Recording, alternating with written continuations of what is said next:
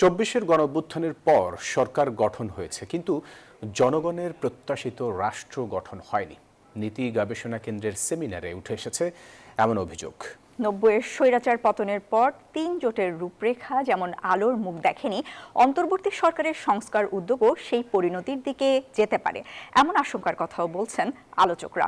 তবে সরকারের উপদেষ্টা ব্রিগেডিয়ার সাখাওয়াত হোসেন বলছেন, আগামী সরকারকে সংস্কার উদ্যোগ বাস্তবায়ন করতে হবে, আর এই লক্ষ্যে গণভোটে হাঁ জয়যুক্ত করার বিকল্প নেই।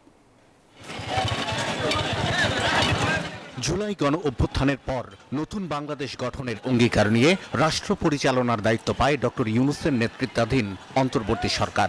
মেয়াদের শেষ দিকে এসে তার কতটুকু বাস্তবায়ন করা গেল? নীতি গবেষণা কেন্দ্রের সেমিনারে নিজ নিজ অবস্থান থেকে তার ব্যাখ্যা করেন পেশাজীবী, রাজনীতিক, রাষ্ট্রচিন্তক এবং শিক্ষার্থী প্রতিনিধিরা।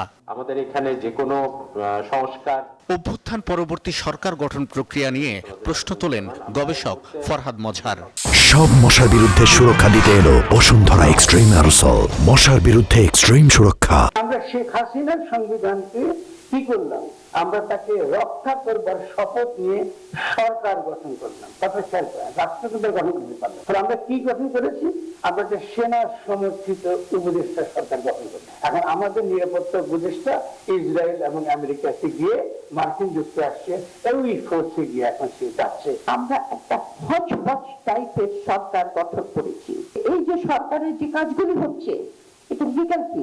এটা কি কোনো বৈধতা আছে? বৈধতা তো নাই। সুতরাং কিন্তু আমরা ইলেকশনের পরে কিন্তু একটা ক্রাইসিস টাইমে যাব। আলোচকরা বলেন, ৯০ এবং তার পরবর্তী বিভিন্ন সময়ে রাষ্ট্র সংস্কারের উদ্যোগ নেওয়া হলেও সফল হয়নি রাজনৈতিক সদিচ্ছার অভাবে।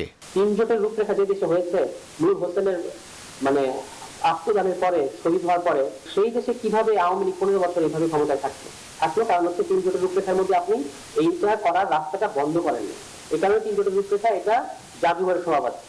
এখন আপনার আমাদের এই জুলাই সনদে সেরকম হোক, এটা আমরা চাই না, কিন্তু সার্বিক যে আলামত দেখা যাচ্ছে তাতে কিন্তু খুব আশাবাদী হওয়া যাচ্ছে না। সরকারের সংস্কার উদ্যোগে গতি না থাকায় হতাশা জানান উপদেষ্টা brigadier general Sakhawat Hossain. Obviously এই একটা সময় ছিল, আমি খুব আশাবাদী ছিলাম যে একটা বিশাল পরিবর্তন হয়তো আমরা করে ফেলতে পারবো, কিন্তু বহুবিধ কারণে সেটা সম্ভব হয়নি। যদি সরকার, পলিটিক্যাল পার্টি এই ন্যূনতম সংস্কারগুলো যদি না করে, তাহলে from the day one they will be in trouble. তো আমি যেটা মনে করি যে প্রথমত ভোটে আপনি ঠিক করেন, তারপর বাকিটা করেন।